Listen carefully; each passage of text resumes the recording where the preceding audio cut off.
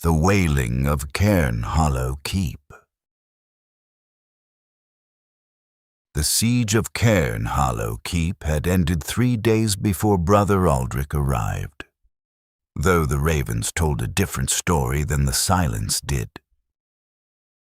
He had been summoned by a letter sealed with the sigil of House Varlow, requesting a man of the order skilled in old languages and older rites, and the letter had not mentioned that the keep's garrison of 40 men had been reduced, in the span of a single night, to a number that could be counted on 2 hands. The road to Cairnhollow wound through a valley where the trees grew strangely sparse, as though something had taught them long ago not to crowd too close to the keep's shadow. Aldrich travelled alone, his horse uneasy beneath him, and arrived at the gatehouse to find it manned not by soldiers, but by a single grey-bearded steward named Corvin, who studied Aldrich's robes with the particular relief of a drowning man spotting driftwood. "You're the scholar," Corvin said. It was not a question. "I am Brother Aldrich of the Order of St. Tesseline. I was told there was a matter requiring my expertise." "There is a matter requiring an exorcist, a priest or a fool, and you'll forgive me if I no longer know which category scholars fall under." Corvin pulled the gate wider, the iron groaning like something in pain. "Lord Varlow will receive you, though I should warn you he receives very little these days with any real attention. Mind you stay within the walls after dark. The men we lost did not lose themselves to enemy steel." The keep's interior told its own grim history. Tapestries depicting House Varlow's founding 3 centuries past hung beside fresher stains that no amount of scrubbing had fully lifted from the stone. Aldrich passed empty barracks where bedrolls remained undisturbed, as though their owners had simply vanished mid-sleep rather than fled or fallen in battle. The air carried a chill that had nothing to do with the season, a coldness that seemed to emanate from the stones themselves rather than descend from any window. Lord Varlow received him in a hall too large for the handful of retainers who remained. He was younger than Aldrich expected, perhaps 30, though grief and sleeplessness had carved years into his face that time alone had not yet earned. A woman stood near the hearth, introduced simply as Lady Isolde, his late brother's widow, her dark dress unrelieved by any ornament save a single ring of tarnished silver. "They call it a siege," Lord Varlow said, before Aldrich had finished his formal greetings, "because that is a word men understand. Armies, banners, the clash of purpose against purpose. But no army camped beyond our walls, brother. No banners flew. What took my men came from within these very stones, and I fear it has not finished taking." "Tell me what you witnessed, my lord. Spare no detail, however strange it may seem to your own ears." Lord Varlow's account, delivered in the flat, exhausted cadence of a man who had told the story too many times to feel its horror fresh, described a sound that began 3 weeks prior.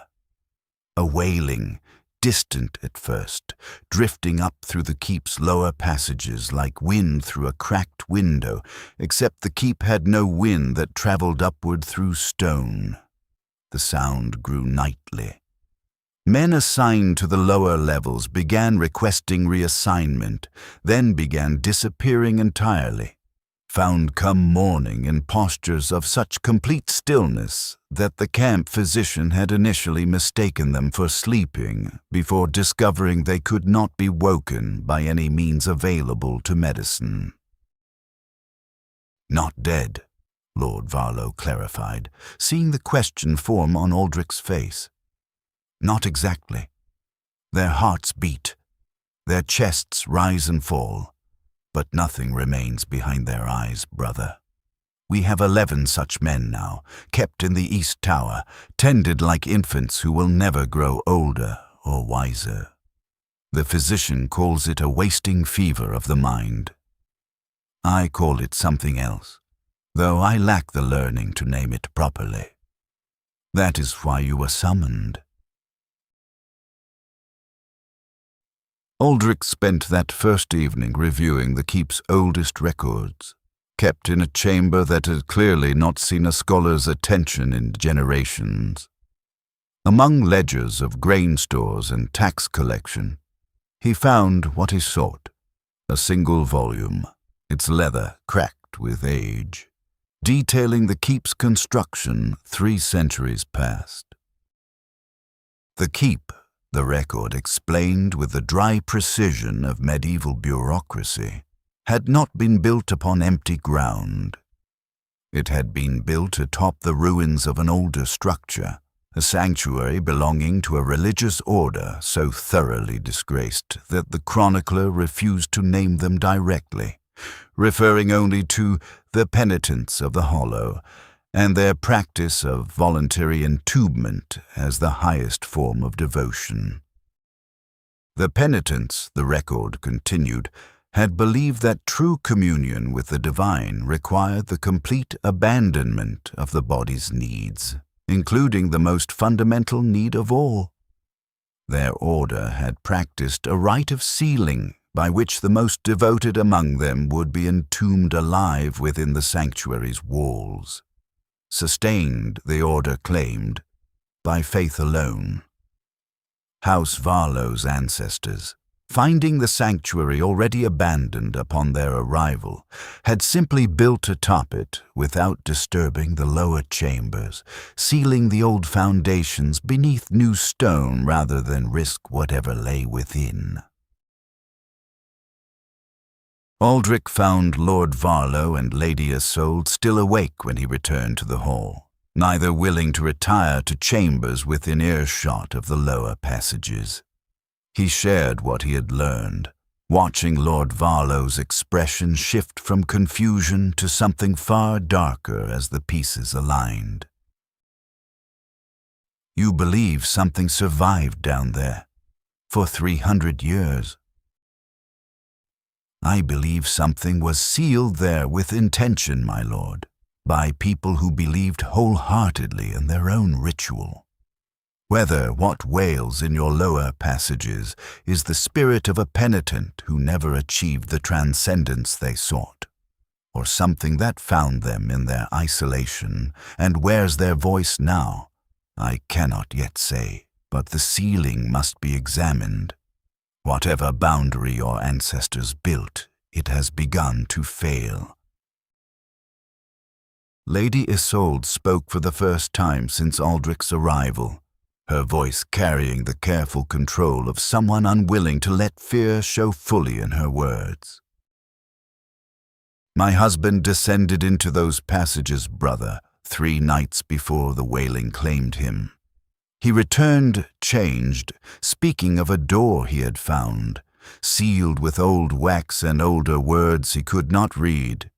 He grew obsessed with it in his final days. I believe he went down again, alone, the night he was lost to us. The lower passages, when Aldrich finally descended them with Corvin's reluctant escort, revealed architecture that predated the keep entirely. Rough-hewn stone gave way to smoother walls bearing faint carvings, religious symbols worn nearly featureless by centuries of damp and darkness. The wailing began as they descended, distant and directionless at first, then gathering itself into something almost resembling words, though no language Aldrich recognized despite his years of study. They found the door exactly as Lady Isolde had described, ancient wax seals cracked and crumbling, an inscription carved above the frame in script so archaic that Aldrich required several minutes to parse its meaning. Here rests the willing dark. Disturb it not, lest you learn why we chose entombment over the world beyond these walls. A warning, Corvin breathed, his torch trembling enough to scatter shadows across the carved stone. Or an invitation, depending on what waits behind it and what it has learned to offer those who listen too long. Aldrich studied the seal more closely, noting fresh cracks among the ancient ones, breaks that could only have come from recent disturbance. Lord Varlo's brother found this door and broke its seal, whether through scholarly curiosity or something the Wailing itself planted in his mind. I suspect we will not determine which until we understand what truly lies beyond. The wailing intensified as they stood before the door, resolving with horrible clarity into something that almost sounded like welcome, almost sounded like relief, almost sounded like a chorus of voices that had waited 3 centuries for company and had finally, through patience or corruption or some combination, neither word fully captured, found a crack wide enough to reach through. Aldrich understood, standing there in the cold beneath Cairnhollow Keep, that the penitents had not achieved the transcendence they sought through their entombment. They had found something else entirely in that endless dark, something that had consumed their devotion and worn their faith as a disguise, calling out now in voices that remembered just enough of human longing to sound like comfort to those who heard it. "We cannot reseal what your brother's curiosity has already broken," Aldrich told Lord Varlo that night, the Lord having descended himself once Aldrich returned with his findings, unwilling any longer to remain ignorant of what threatened his house. "But we can contain it, if you are willing to make the same choice the penitents once made, though for entirely different reasons. The door must be rebuilt entirely, not merely resealed, using stone and write together. It will require someone to remain below during the working, to anchor the boundary from within while it sets." Lord Varlo's expression carried the particular stillness of a man who had already guessed what Aldrich would ask before the words arrived. "You are asking if I will entomb myself, as my brother's discovery very nearly entombed him in spirit, if not in flesh. I am asking if you understand what your house has guarded unknowingly for 3 centuries, and whether you are prepared to guard it knowingly now, for as long as the new seal requires a living presence to hold its shape. I will remain with you. The working does not demand permanence, my lord, only patience, and I have considerably more experience surviving in difficult dark than your enemies beyond these walls would ever guess." What occurred in the lower passages over the following days remained, by mutual unspoken agreement, a detail that never left Cairnhollow's walls in full account. Lord Varlo emerged on the 3rd day, pale and silent, in a manner that suggested he had heard things he would carry the rest of his life without ever fully describing them to another soul. The wailing ceased entirely. The 11 men in the East Tower woke gradually over the following weeks, remembering nothing of their affliction, their eyes restored to whatever depth had been missing from them before. Brother Aldrich departed Cairnhollow a month later, his scholarly purpose fulfilled in a manner he had not anticipated when he first received House Varlo's letter. He left behind a single instruction, delivered to Lord Varlo in private, regarding the lower passages and the door that now stood sealed with new stone laid atop centuries-old foundation.